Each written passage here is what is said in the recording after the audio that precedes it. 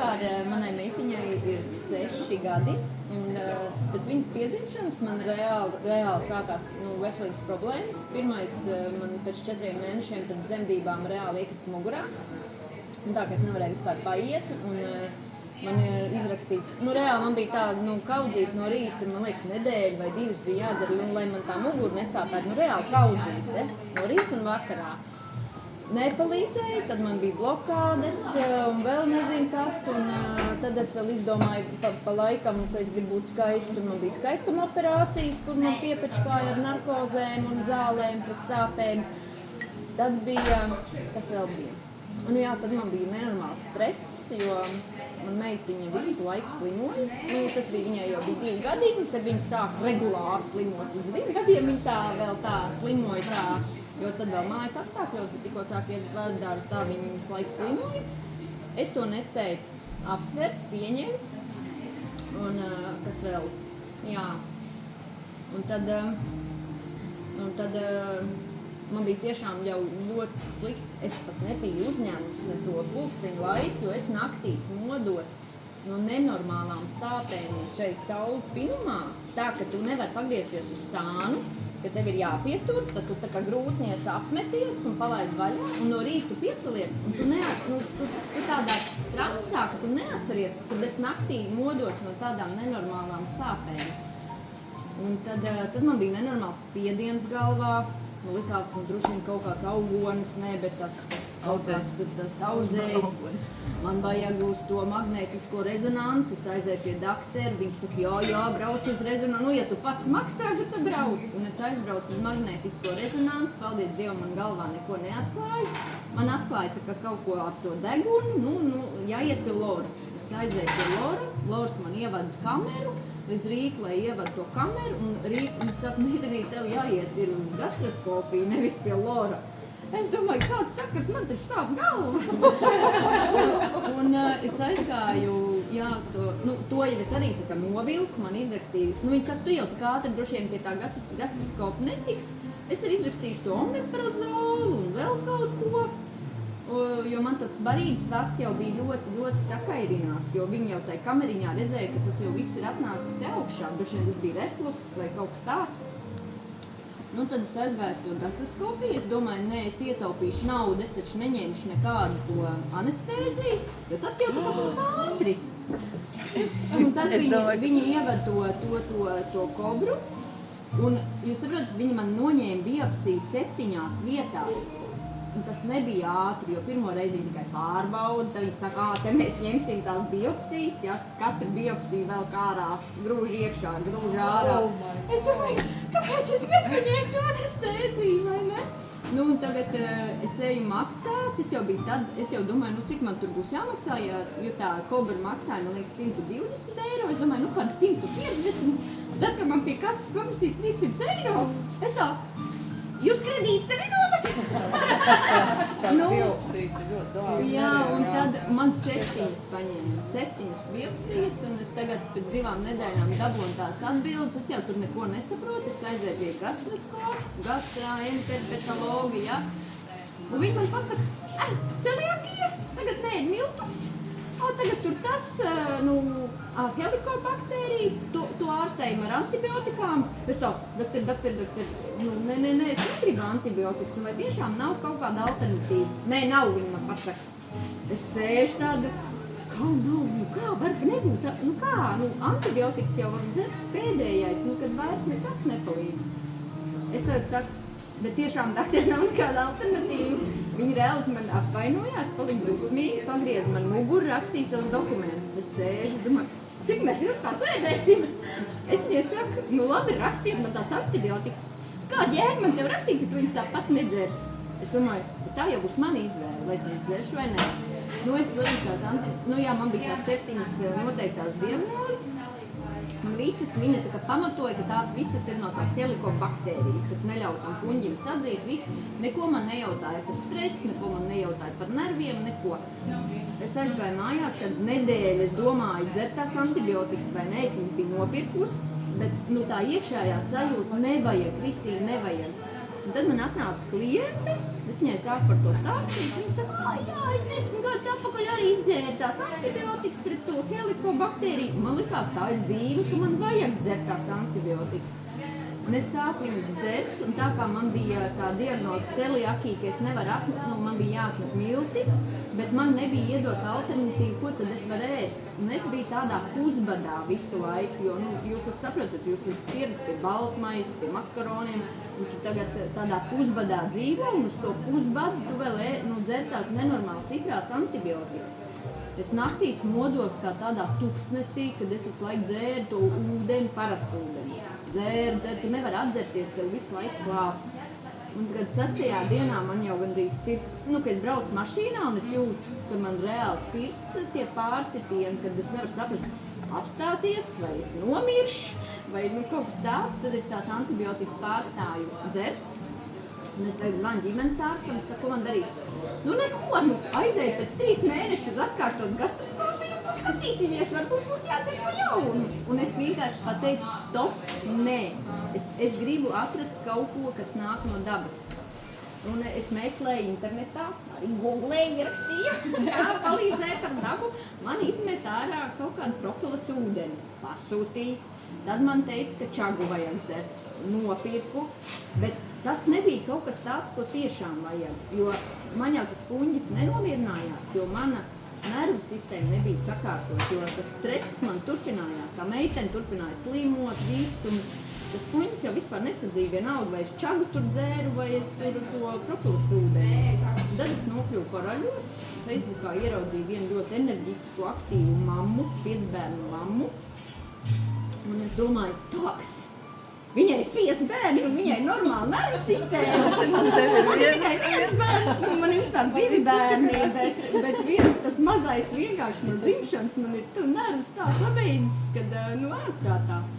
Un tad mums bija sazvans, un viņi man saka, tur tādu, gribu, tev vajadzētu tur kuņģītim vēl klāt, vajag, tev vajadzētu nerviem, es domāju, nerviem, vajag, reāli. Un es neko nesagaidīju no tās programmas. Es vienkārši, viņa man teica, vajag, un es teicu, vajag. Un es sāku lietot, un es esmu tāda, ka es tā kā nejūtu. Es nesajūtu, ka man ir enerģija, es nesajūtu, ka man ir labāk.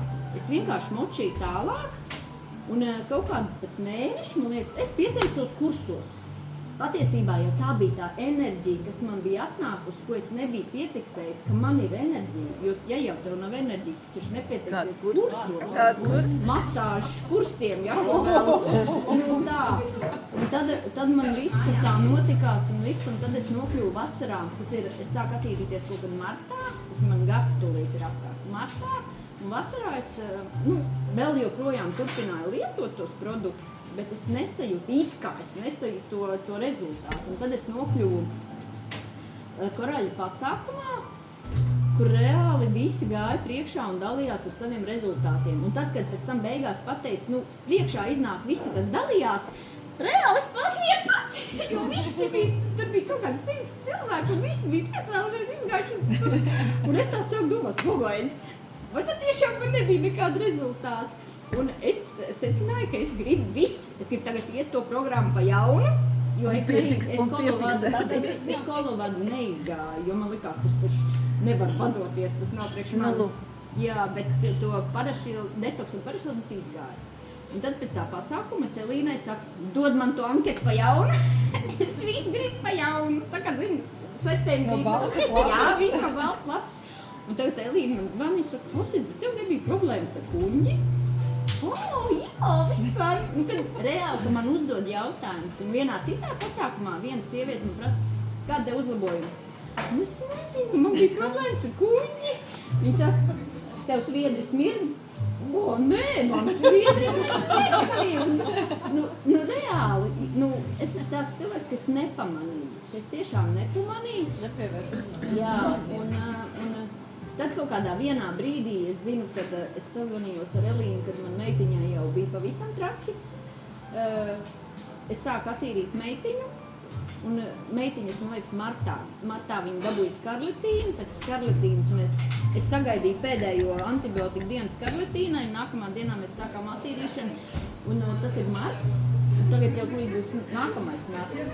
Jāsaka godīgi, viņa nav, viņai ir bijis kaut kāda vienas dienas mistiska temperatūra, kaut kāds krekšķis ir bijis, bet reāli viņa beidzot man pēdējo grupiņu bērndārzā, viņa iet bērndārzā regulāri, viņa iet uz treniņiem, viņa iet, es saku, man būs jāievāc informācija no audzītēm, kā jūs domājat, vai Ketlīna šogad nāk uz bērndārzu, jo viņa visus tos gadus, ziemā es viņu vispār ņēmu ārā no bērndārza, jo man bija tāds nolikums, es svētkus gribu svinēt mājās ar veselu bērnu, nevis ar puņķaini.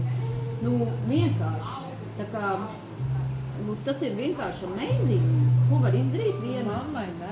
Un mammai nervu un enerģiju, un pasties var atbraukt no Liepājas uz Kuldīgu un būt mierā par to, ka bērns ir mājās vesels, nevis stresā.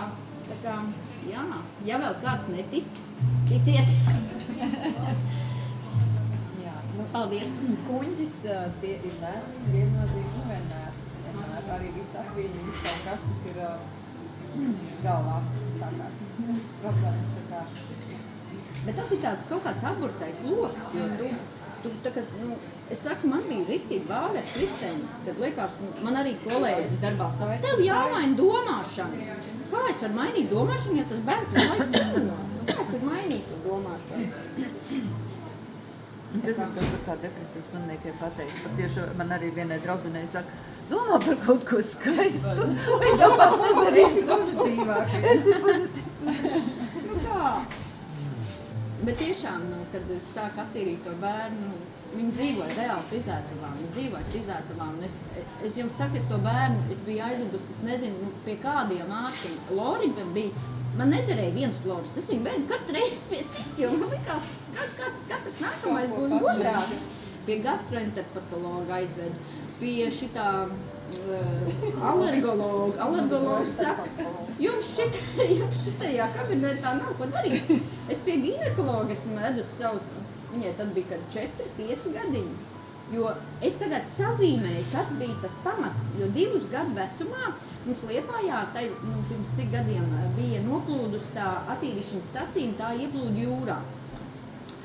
Tas bija vasaras sākumā, man liekas, tad tā visa attīrīšana ieplūda jūrā. Un vasaras beigās es zināju, ka tā jūra piedirsta, un es nevedu tos bērnus uz to jūru, bet es to biju aizmirsus, un pēdējā skaistā saulainā dienā es savu bērnu aizvedīšu uz jūru, lai papļunčājās. Un ko mammas dara? Tajos mazajos, tajos siltajos dīķīšos, lai paplunčājās. Un pēc 3 dienām viņai sākās nenormāla temperatūra un kakls. Viņa teica, ka viņai sāp kakls. Es viņu aizvedu pie, es jau negaidīju, man ir tā uzreiz paņem bērns vienam pie ārsta, jo es negribu nekad ievilkt. Viņa paskatījās kaklā, ak, Dievs, jo viņai sāk tas kakls aizaugt jau pirmajā dienā. Viņa saka antibiotikas, ne analīzes noņēma, neko. Varbūt, ka tur tiešām derēt pie antibiotikas. Un tad mums sākās visas problēmas. Viss. To mēnesi, kamēr mēs izējām antibiotikas, to mēnesi viss bija labi. Pēc mēneša sākās, kad viņai jau lejā tur dzemdību ceļot, droši vien tā bija kaut kāda sēna vai kaut kas nāca ārā. Tad es viņu aizvilku pie ginekologa, jo es biju pārbijusies, jo mums tas ģimenes ārsts tāds ļoti jauns un tāds nezinošs tāds. Es domāju, ka tur viss sākās ar to, kad viņa dabūja droši vien tur kaut kādu baktēriju, kaut kādu, nezinu, tu droši vien labāk zini, ko tur var dabūt. Vispār ir tā, ka varētu domāt, ka ir sēdējus pētiem. Čurāt. Tā, nedrīkst nekad ūdeņos bērnu, nekad viss nedrīkst. Kad atlaiž vaļā to uzreiz ir baktērijas iekšā un tad sākās problēmas. Bet viņai kaklā bija droši vien. Tas jau nekas, tā baktērija viņa ir iekšā organismā un aizcīt tur, ko vajag.